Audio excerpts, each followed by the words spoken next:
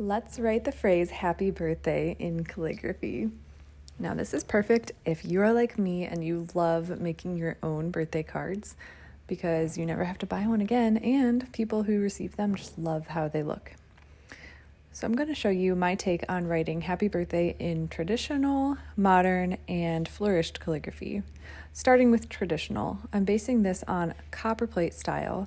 Copperplate is a style that's based on historical examples, and there's lots of rules you can follow when it comes to choosing a traditional script.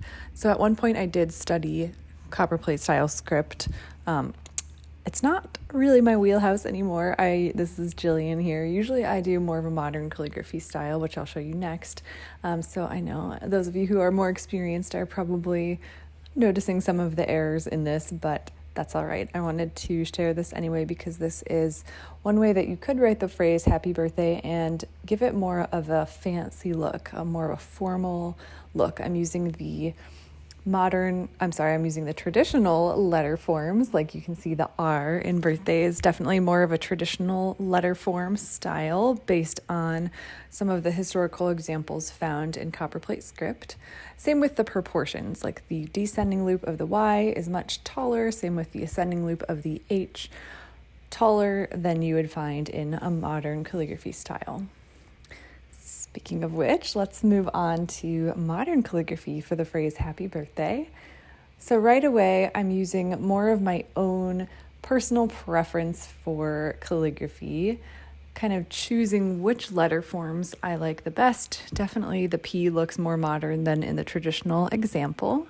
It's a bit more free-flowing, a little less strict when it comes to the rules of calligraphy. When you do modern calligraphy, you can kind of choose what letters you like best. You can make your letters at a different angle. Like my modern calligraphy is a little bit more upright than an angled script like copperplate.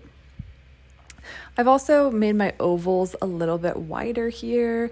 I have more modern entry elements for my capital letters, and it's just a little bit of a different way of writing it. And lastly, let's use some flourishing to really make the calligraphy shine. So you can use either modern or traditional calligraphy as your base letter forms. And here I'm choosing some spots to add flourishes to. Descenders like P's and Y's are great spots to add a flourish to. Now, typically, I would recommend planning this out before just going for it so that you don't run into your other letters when you're adding flourishes. And there are so many ways you can flourish your calligraphy. We actually have an entire membership dedicated to this topic. It's called the Flourish Space, and we'd love to have you in it if you are a flourishing enthusiast. But yeah, this is my take on how I would flourish the phrase happy birthday. I'm trying to make sure that I leave the word itself legible enough, but also add those extra decorative strokes to make it look even more fun and fancy. So of course you could add whoever's name you are addressing this card to and do it in a similar style, but I hope you enjoyed my take on these 3 ways of writing happy birthday in calligraphy.